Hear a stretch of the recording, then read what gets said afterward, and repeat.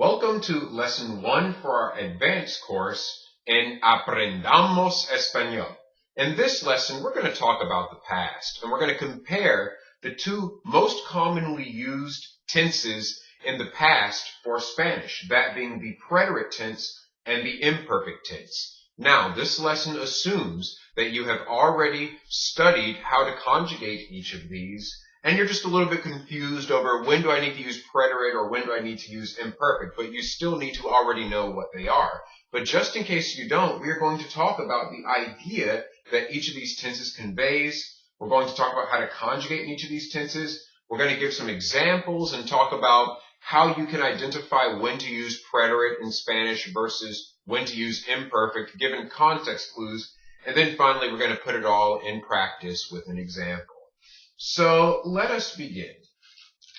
Now, typically in any language, especially English, there are at least 8 ways to talk about the past. You could say that you did something. You could say you used to do something. You could say that you were doing something. You could say what you have done, what you had done, what you would have done, what you hope someone has done, or you can talk about what you hope happened. So these are all very different ways to talk about the past, and in Spanish, each of these 8 different ways gets its own tense. Now, typically in Spanish, when you're talking about what you did, you use the preterite tense. For example, if you say, I ate, she slept, they wrote, I brushed my teeth. Typically, if it's just the simple past tense, you're talking about something you did once in the past, you will use the preterite tense in all of its conjugations. Now, if you're talking about something you used to do, you will use the imperfect tense. The imperfect can also be used to say what you were doing, but more specifically, in Spanish, they have something called the past progressive that is used to describe what you were doing. But don't worry, we will talk about the past progressive as well. But let's begin by talking about what you did in the preterite tense. So, as I stated before, the preterite tense conveys the idea I did. I did, I swam, I saw, I ate, I tested, I tasted. All of those different things. The simple past tense is just the preterite. Now, you have 2 different kinds of endings that you're going to put at the end of each of your conjugations, depending on what kind of verb you have. If you've got an AR verb, then your endings are going to be aste, o, amos, astéis, and aron. Again, remembering that the upper left-hand corner of the 6th box is the yo form. This is the tú form. Él, ella, usted, nosotros, vosotros, ellos, ellas, y ustedes. Now, in case some of you are wondering where this astéis comes from, because a lot of your Spanish teachers will probably just draw an X through that particular box in the 6th box. I don't think that's a very good idea. What you need to understand is that there is a such thing as a second person common plural. Or in other words, when you're talking to a group of friends. When you're talking to one friend, you would use the tú form. But if you're talking to a group of friends, you would use the vosotros form. And vosotros basically means you all or you guys. But this is the more relaxed way to say it, the more formal way to say it. If you're talking to a group of elders or a group of your bosses or something like that, you would use the ustedes form if you're talking to a group of elders. But if you're talking to a group of friends, use vosotros, okay? And vosotros is most commonly used in Spain as well as parts of Argentina and Chile. But I recommend that you learn it anyway because you never know. You might take a flight to Spain and you'll talk to people who will use the vosotros form of a verb, and I don't want you confused not knowing what in the world they're talking about. So it's best to learn it and be prepared for any situation than not to learn it, and then you think you know Spanish, but oh no, I didn't know this thing or I didn't know that thing. So it's best to be prepared. That's just my little plug for vosotros. So you know that whenever you see the box that's right across from tú, it is the vosotros form. It's like the plural version of tú. It's like saying you guys or, you people, but you're talking to a group of friends. Anyway, let's take an example of this. If you were to take an AR verb such as hablar, you would say hablé, meaning I spoke, hablaste, you spoke, habló, he or she spoke or you formal spoke, hablamos, we spoke, Hablasteis, y'all spoke, or hablaron, they spoke, or you all formal spoke. So those are your endings for the preterite. If you had an ER or an IR verb such as comer or vivir, you would use the endings iste, yo, imos, istes, and ieron. Okay? So let's take comer, for example. Okay? Comí, I ate. Comiste, you ate. Comió, he or she ate, or you formal ate. Comimos, we ate. Comisteis, y'all ate, or you guys ate. Or comieron, okay? They ate. Whether you're talking about they, the guys, or they, the girls, or you all formal ate. So those are generally your conjugations in the preterite. Now, there are several irregular preterite verbs. And like I say in my box over here, review those irregulars. They are important and they will help you, such as ser, ir, and hacer. And those are just three of the main examples. For example, ser does not typically follow this rule. Ser is fui, fuiste, it's fue, fuiste, fui, fuimos, fuisteis, and fueron, okay? So, again, to make sure you're understanding that and make sure you're clear with these conjugations, it helps to consult 501 Spanish verbs. It's a very useful lexicon for those verbs, or you can go to the website. Again, for ser, that would be fui, fuiste, fue. See, it's not fuio. Fuimos, fuisteis, and fueron. Okay? Fueron. Not fueron. Fueron. Okay, for example, or hacer would be hice, hiciste, hizo, hicisteis, hicimos, hicieron, okay? Those would be irregular conjugations for those verbs. So it helps to actually get out 501 Spanish verbs or get out whatever verb lexicon you have and study those. But basically, the preterite tense is used to talk about a past instant action. For example, if you were to say something like this.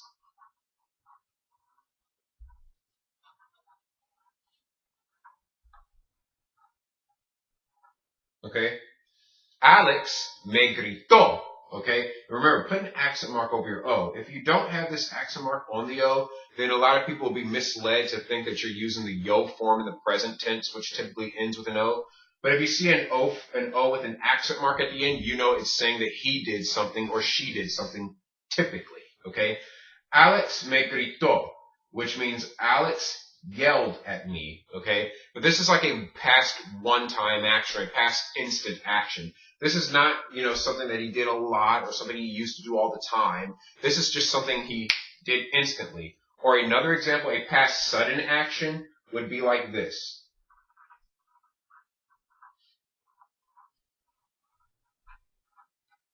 El gato se cayó, okay? Remember, se cayó is the preterite conjugation for the reflexive verb caerse, which means to fall down or to stumble oneself down, like if you fall over. So el gato se cayó, which literally means the cat fell itself over, okay?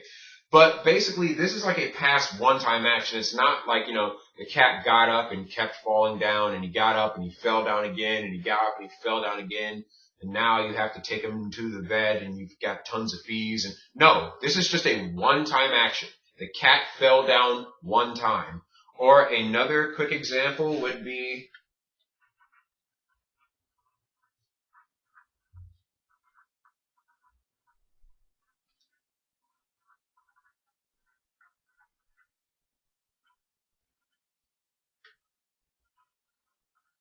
okay, ayer los niños comieron la rana, okay? So this is a one-time action. We're not talking about a past habit or a past repeated action. We're not talking about a past pattern at all. We are just talking about something that happened in the past all of a sudden or something that happened in the past once. In those cases, you would use the preterite. Ayer los niños comieron la rana, okay? Yesterday, the children ate the frog, okay? This is a one-time action. It's not like, they kept eating the frog over and over again each day. No, there was only one frog. They ate it once and it was over with, okay? Yesterday, the children ate the frog, or yesterday, Niños, specifically using the masculine form, there could mean the children or it could mean the boys. We don't know. But yesterday the children ate the frog. So you get the idea of the preterite tense. The preterite tense is used to express a past instant action, a past sudden action, a past one time and it's over with. So if that action just happened once and you're done with, use the preterite. Now that you understand what the preterite is, it becomes abundantly simple what the imperfect is and what idea the imperfect is conveying. The imperfect is I used to. Talk about what you used to do or what used to happen or what was happening. Now to conjugate this, typically you're going to, for your AR verbs, your endings are going to be aba, abas, aba, abamos, careful of the accent mark, abais, and aban. For example, if you had the verb, which is an AR verb, as hablar, it'd be hablaba, meaning I used to talk. Hablabas, you used to talk. Hablaba, he or she used to talk, or, you formal. Hablábamos, we used to talk. Hablabais, okay, which means y'all used to talk, or you guys used to talk, or hablaban, which is basically they used to talk, or y'all used to talk, formal. Okay, so it's talking about what used to happen. Now, sometimes certain Spanish-speaking countries will use the imperfect to also mean what you were doing. Like if they say, I was talking yesterday, but then this other thing happened. They would use the imperfect in that sense too. But typically you'll know by the context of the sentence whether or not that imperfect is used to mean you used to or what you were doing. Typically, if they say I used to do something, they're talking in the distant past. But if they're saying what they were doing, it'll be in the more recent past. Now, for your ER verbs, you have your endings in the yo form ia, tu form ias, then so on and so forth. Ia, iamos, iais, and ian. And it would help if you would, pause the video and write these down in your notebook because this would be very helpful for you going forward. Now let's take another ER or IR verb, for example. Let's take comer again, okay? Comía, I used to eat. Comías, you used to eat. Comía, he or she used to eat. Notice how these two are in the same form. That can be a little confusing, but typically in the conversation, they'll either put like a yo in front of it or an L in front of it, and you'll know which one it's referring to, or just by context alone, that'll tell you. Comíamos, we used to eat. Comíais, y'all used to eat. And comían, they used to eat, or y'all used to eat formal. Now, the thing to take note is that we have to be very careful to understand that even in the imperfect, there are irregulars, such as ser, okay? Ser is an irregular, all right? Because ser does not follow this rule. You would not in Spanish say seria, serias, and say. No, that would actually be the conditional tense. What you would do for ser, it would actually be era, eras, era, eramos, erais, and eran, okay? So that is the irregular ser, okay, in the imperfect tense. So be careful to take note of your irregulars. And again, if there's any confusion, simply consult 501 Spanish Verbs or SpanishDict.com or 123 Teach Me, or any of these websites that have online conjugators. Those will be very helpful. Now, as I said before, we knew that from looking at the preterite, that the preterite referred to a past instant action or a past sudden action or a past one time and done action. Now, the imperfect is very different. The imperfect talks about past patterns and past habits, past continuous actions, past repeated actions. Like if you were to say, my brother never liked soda, okay? Because a preference is something that is not sudden, it's something you have all the time. Like, if you like soda, you don't just like it once and you're done. You like it all the time. So it's a continuous thing. For past continuous things, you are to use the imperfect tense, okay? For past patterns, like say every day for the last 10 years, you used to get up and brush your teeth at 10 a.m. Hopefully you brushed them before that so you don't have rancid breath, but you get the idea. Your past pattern or your past habit is going to be used in the imperfect as well. So let me give you some examples of this, okay? A past pattern could be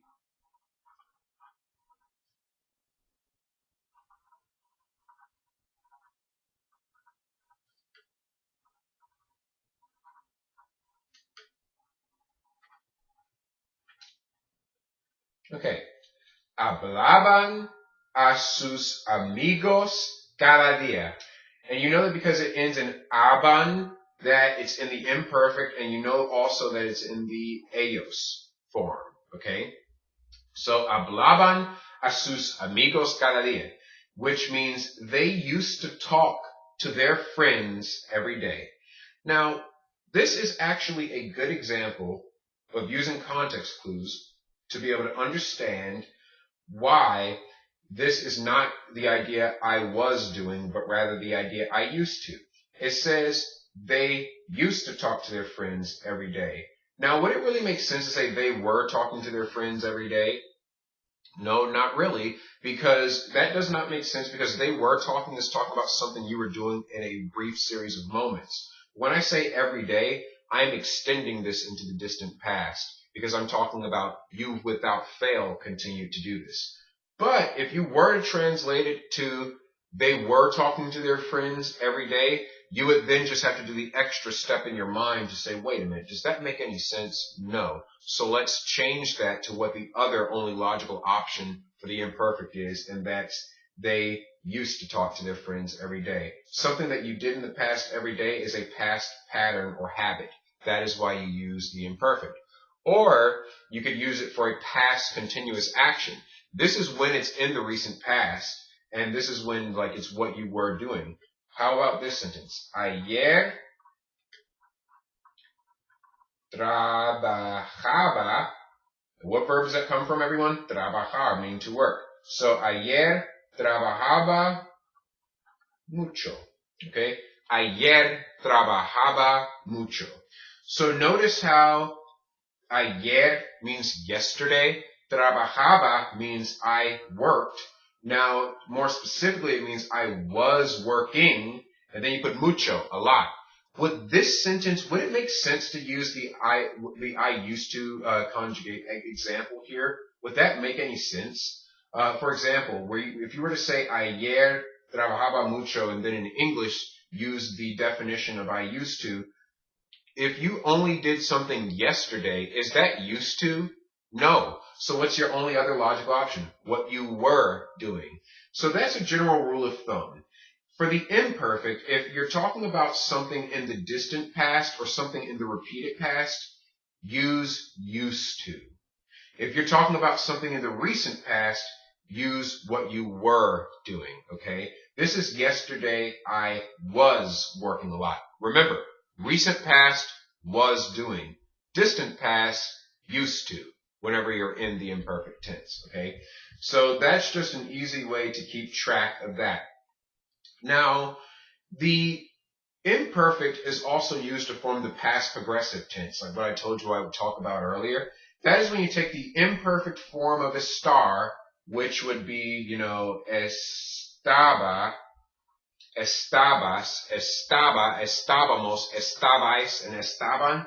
You take that, which means I was, and then you add the present participle. Now, your present participles in Spanish are your verbs that end in ando or iendo, and you should already remember this from when you learned the present progressive. It's just the present progressive, but in the past. It's that easy. Past progressive. For example, you could say, estaba haciendo. And we're actually going to put an indirect object up here. We're actually going to put a double object pronoun. Estaba haciéndotelo. Okay? So this estaba haciendo right here, this part right here, this is the past progressive. Okay? This literally means I was making. Okay? I was making. Haciendo is the present participle of the verb hacer. Estaba haciéndotelo. I was making it for you, okay? So if you have trouble about that, then just send me a private message or something like that, and I'll put up a video of direct and indirect objects. That's going to come in the later half of my Spanish 1 or of my introductory lessons. But if you look at this, this means I was making you it. So when you're in the past progressive, you can also just take a star and say what you were doing, because that's literally how you say I was. Estaba, okay? So that's just a brief overview, and that should refresh your memory about the imperfect tense and the preterite tense. Now let's talk about how you can identify whether or not you need to use the preterite or the imperfect in a sentence based on context clues, because these are really helpful. Typically speaking, if you have you're telling a story about the past, one day this happened, then blah, blah, blah, thus and so. If you're talking about the past and you're just giving background information, typically your verbs associated with the background information are going to be in the imperfect, okay? But if you're then talking about actions that happened in the past that advance the story or advance the plot, or, this happened, then all of a sudden this happened, then all of a sudden that happened. When you're talking about things that advance the story, those things are going to be, for the most part, in the preterite, okay? So remember, background info, imperfect, advances the story, preterite, okay? Let me give you an example of this from this statement. So we have two verbs basically here. It says, I was studying when the dog bit me. Now, your first verb construction is was studying. That's in the past progressive. Remember what you were doing. So was studying is in the past progressive, and the dog bit me, okay? I was studying when the dog bit me. Now, let's actually just stop and take a look at just what's going on in the sentence. So you're studying, and then all of a sudden the dog bites you. Wasn't your act of studying just background information? You're just setting the scene. You're talking about what was happening at the time. You're just giving me some background. You help me understand what was happening. Because technically that's not necessary. You could just say the dog bit me. But your background information, okay, is always going to be in the imperfect, okay? But this one is going to be in the past progressive because it was studying. When the dog bit me. Now, think about this. Your studying was a past continuous action. It wasn't just, okay, you picked up your book, you opened it, and then you closed it, then you're done. No, it was a continuous thing that you were working on for several minutes, maybe even several hours, okay? Because, some of us study for hours, okay? I was studying. It's a past continuous thing when the dog bit me. Now, the dog did not bite you all day, so it's not a past repeated action. It is a past one-time action. So the dog biting you is a one-time thing, and that's why that is in the preterite tense, okay? It's in the preterite because it was a past one-time thing. So how would you translate this? You could say, estaba estudiando, remember that past progressive? Cuando el perro, remember 2 R's for dog, 1 R meaning but, as in, I would do this, but that. Estaba estudiando cuando el perro me mordió, okay? Estaba estudiando cuando el perro me mordió, all right? So this is your imperfect right here, forming that past progressive. Mordió is your preterite, okay? And so you understand from that this is background information, and the dog biting you is what advances the story. It's the sudden action that gets the story going. Now we have a slightly different example on the next question. It says, I was 8 years old when my parents told me about the chupacabra, okay? I was 8 years old when my parents told me about the chupacabra. When you're talking about your age, okay, and I'm going to make this in a box. This is important enough. Past age uses the imperfect, okay? It's important to know that, okay? When you're talking about how old you were, always use the imperfect. No matter what context it's in, talking about your age is always going to be classified as background information. And so because it is background information, you are going to use the imperfect to talk about it. So being 8 years old, that is background information. That is going to be imperfect. So I'm just going to write INP for short, okay? So your background information is in the imperfect. What happened to advance the story? What was the action that followed that advanced the story? Your parents telling you something. And that is why what your parents told you, that verb is in the preterite, okay? You use the preterite because why? It wasn't that they kept telling you every day. It wasn't that they started telling you bits and pieces, but over time they told you the story. It's a one-time event. This is an event that advances the story. I was 8 years old. Okay, your age is just background information. So I was 8 years old when my parents told me about the chupacabra. Now remember, in Spanish, to express age, you don't literally say I, then was, using the verb ser or whatever. You do not use that. When you talk about age, you use the verb tener. You literally say I had 8 years or I had 20 years or whatever. So you would, because it's in the imperfect, you would say tenía, which means I had 8 años cuando mis padres, okay, my parents, right, me, which means to me, dijeron, okay, they told me about, sobre, and then chupacabra is already a Spanish word. So we just carry it over, okay? Tenía 8 años cuando mis padres me dijeron sobre la chupacabra, right? So what we have going on here basically is that the verb used to describe your age is background information, whereas the actual thing that advances the story, the one-time event that keeps the story going, is in the preterite, okay? So remember, imperfect for background information, preterite for plot advancement. Imperfect for background information, preterite for plot advancement. An easy way to think about it is preterite and plot. They both start with a P. If you say preterite and plot, then anything that's not plot related, you should know use the imperfect for it. So now that we've looked at context clues, let's look at this story right here. This is going to allow us to put it into practice, okay? For this story, I want you to identify when a verb is in the imperfect and when a verb is in the preterite, and then tell me why, okay? So pause the video and read the story.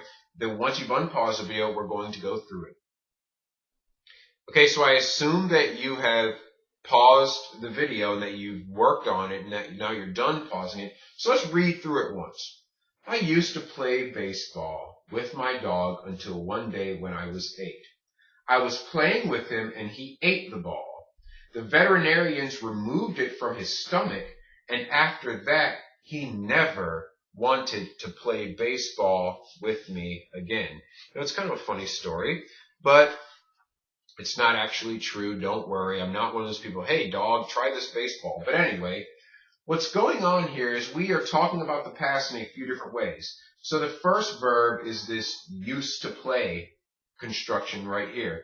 Used to play baseball. Now, is that background information or is that actually advancing the plot? It's clearly background information. So we're going to use the imperfect, okay? I used to play baseball with my dog until one day when I was 8. So being 8 years old, again, I told you, when you're talking about age, use the imperfect, all right? Because we really haven't advanced the story yet. We're still just saying that when I was 7, I used to like playing baseball with my dog. We really haven't gone anywhere yet. I was playing with him, okay? Was playing, all right? What you were doing, that's imperfect, remember? Okay, I was playing with him and he ate the ball, okay? See this ate right here? Isn't this a one-time action? And this is actually advancing the plot. So now from this sentence, we now know more about the story than we used to. So that's why this is going to be in the preterite. I'm going to write P-R-E-T as a summary or as a shorthand, okay? So this is plot advancement right here, and it's a one-time action, okay? I was playing with him, and he ate the ball. The veterinarians removed it from his stomach, okay? So they removed it. Now, when they removed it, Was that a repeated action in the past? Was that background information, or are we advancing the plot? You better believe we are advancing the plot. This makes us know more about the story than we already knew before. So there, removing it from his stomach goes to the preterite tense, okay? The veterinarians removed it from his stomach as a one-time action. And after that, he never wanted to play baseball with me again. Now, him not wanting to play baseball, did he just refuse to play baseball with me once? Or was it a past continuous refusal to play baseball with me? It was a past continuous refusal. So what do we use for past continuous actions? We use the imperfect, okay? So that's good practice to have with that. Now what I want you to do as your final exercise for this lesson is pause the video and take a few minutes and actually translate this entire paragraph using what you know about preterite and imperfect. And like I said, it's okay if you consult your verb dictionaries on how to conjugate some of these verbs if you're not comfortable yet with the preterite and imperfect. Go ahead and take a few minutes. Okay, so I assume that you have already paused the video, you've already translated, and now let us move on. Here is the translation. Jugaba el béisbol con mi perro hasta un día cuando tenía 8 años. So, I used to play baseball with my dog until one day when I had 8 years, or when I was 8. Remember, because with age, you use the imperfect tense. Estaba jugando con él, I was playing with him, y comió la pelota, and he ate the ball. See how now we're using the preterite tense because he ate it once. Los veterinarios la quitaron de su estómago. Quitaron, notice how it ends in aron, so it's in the preterite. And this is a one-time action, quitar, meaning to remove or to take out. Los veterinarios la, and why is it la? Why is it not lo here? How come the word for it is la? Because la pelota, they have to agree. Your direct object has to agree with the noun that it's taking the place of. Okay. Los veterinarios la quitaron de su estómago. They removed it from his stomach. Y nunca más, and never again, quería jugar el béisbol conmigo. And never again did he want to play baseball with me. The verb querer, meaning to want, always goes in the imperfect when you talk about what someone did not want to do or wanted to do, because it's not just you want it one time and you're done with it. It's a continuous trait about that person. So that was practice for this tense. Let's give you a brief recap. Remember, the preterite is used for past sudden actions, past one-time actions, past actions that advance the plot in your story, and past interruptions. For example, I was studying when my dog bit me. The dog biting you is interrupting. So if you have something in the past that's interrupting a process, that's preterite. And now that you know that, it's easy to understand. The imperfect is when you're giving background information, you're talking about past habits or past continuous actions, even past preferences. Like if you said, I used to hate school, you would say, no me gustaba la escuela, which means school did not used to please me, okay? So for past preferences or to form the past progressive, use the imperfect. So remember, if it happened once and it was over with, preterite. If it was a past action that continued or was repeated, use the imperfect. So now that you know that, you should be able to practice. So get out 501 Spanish verbs, practice conjugating a bunch of verbs in the imperfect tense and in the preterite tense, and now you will understand how to use them. All right, aprendamos español.